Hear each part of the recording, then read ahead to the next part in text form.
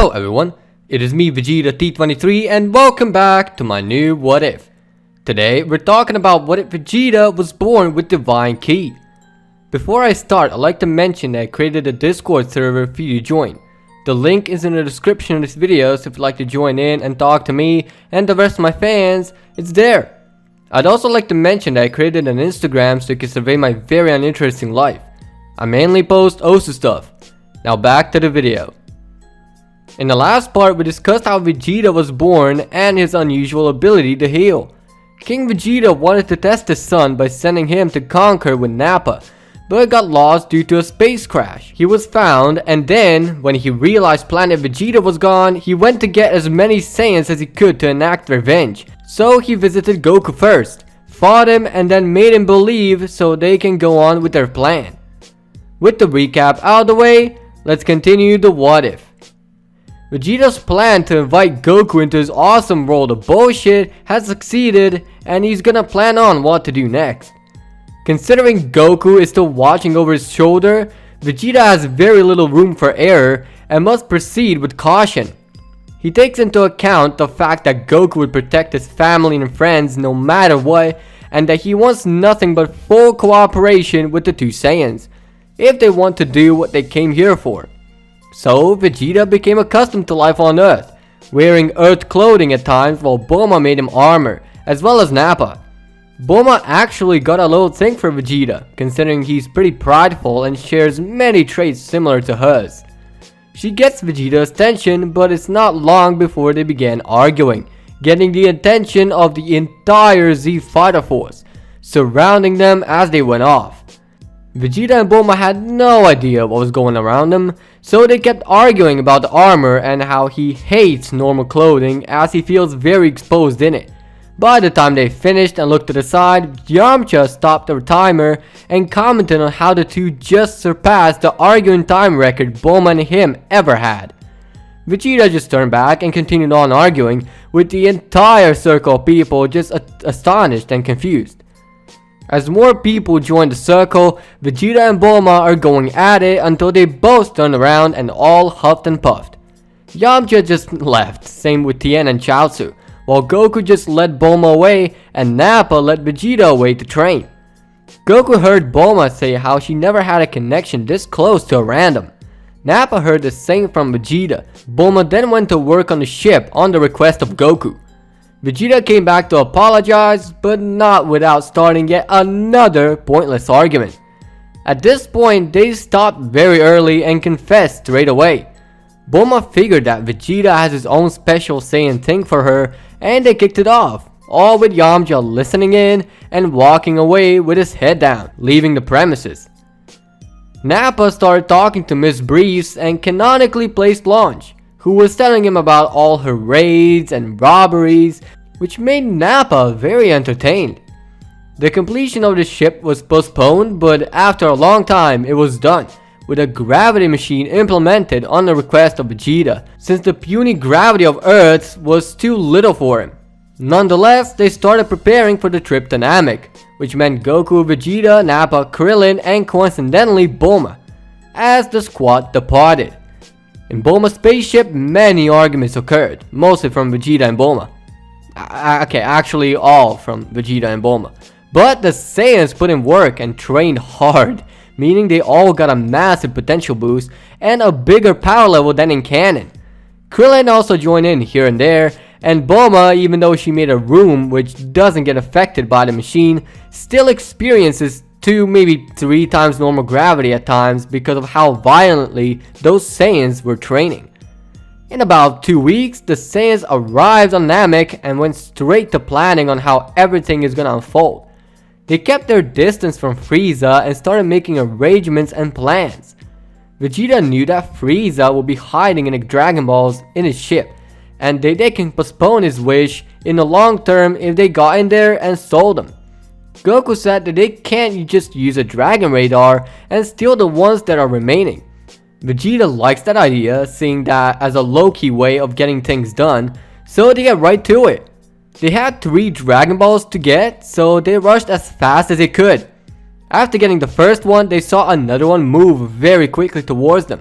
As they hit and observed, they see it's Frieza and his closest men, hauling it to safety of the ship. Vegeta figured that it won't take long for Frieza to get the other one, so they rush to the last village that hasn't been hit by Frieza. As they approach, they don't even have time to explain themselves. The Namekians just give them the Dragon Ball and told them to fuck off as fast as they can.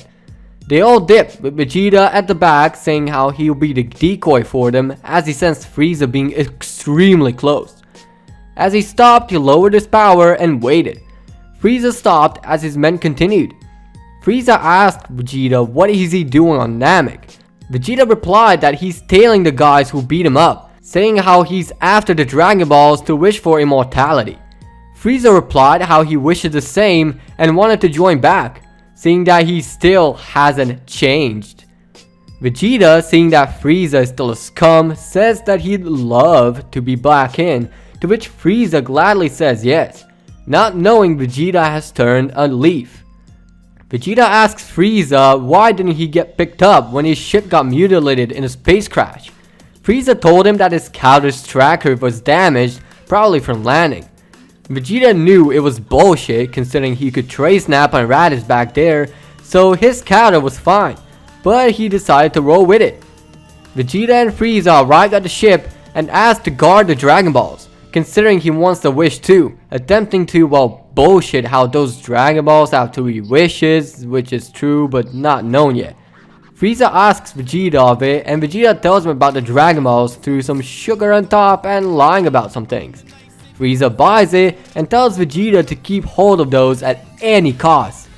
Frieza leaves to scout for the remaining 2 Dragon Balls, leaving Vegeta with the 5 he has at the ship. Vegeta, knowing that Nappa still has the scouter, which was filtered by Bulma, goes and steals the scouter, decoding the scouter to merge onto another signal, and contacts Nappa with it, telling him that he is guarding the Dragon Balls for Frieza and that he will toss the balls to him, telling them to get ready to catch. Vegeta then merges the scouter back and sees that Frieza is still clueless about everything. So Vegeta tosses all 5 Dragon Balls and tells the team to get off the planet and to wish Frieza Force off the planet, while he distracts them. As Vegeta says that, he powers up, performing a final atonement in a way that it won't kill him, but it will make him seriously injured. He pulls it off and the entire team in the ship is killed, with Vegeta remaining in there, badly hurt and unconscious.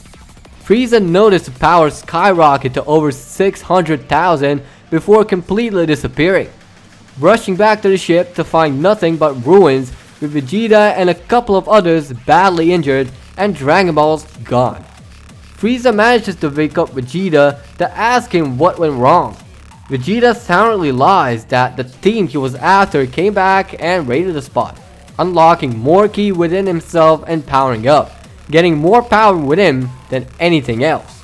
Vegeta then snaps, going into a false Super Saiyan Rose. Frieza saw that Vegeta is angry, but he didn't see he was angry at him. The final atonement though gone and done it for his mentality and power, as he went berserk and went off on Frieza, beating the menace half to death before Frieza went into his final form, defeating Vegeta. Frieza then put him in a healing tank that managed to remain unscathed enough, thinking that Vegeta could still be useful. Frieza went to search again. Meanwhile, on the nearest moon, the squad got in their spacesuits and summoned Porunga, with a fellow Namekian being a part of it.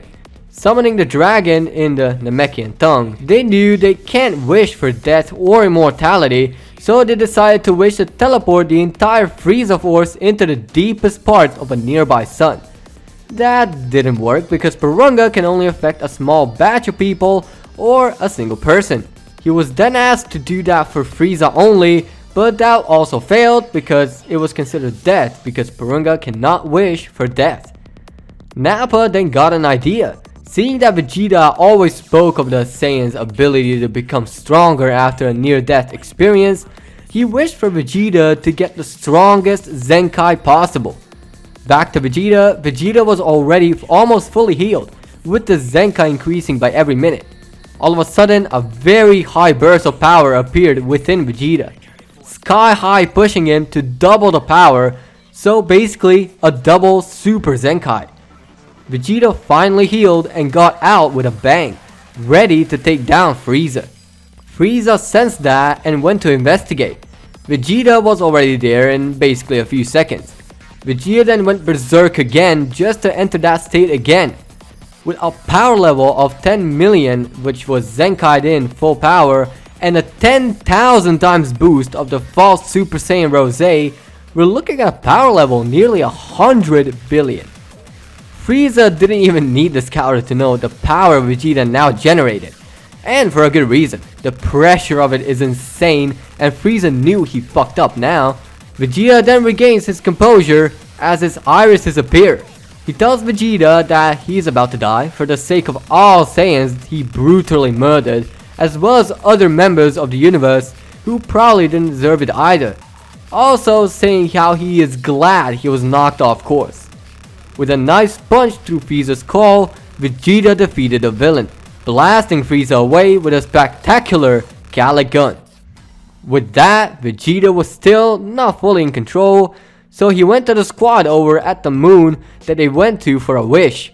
He appeared in front of them and the whole squad was astounded, but not by his power, but by the fact that he legit breathes in the vacuum of space due to the possession of Divine Ki.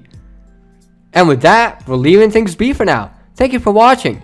If you think I'm taking too long to make a video, then click dislike, but if you liked the video, hit that like button.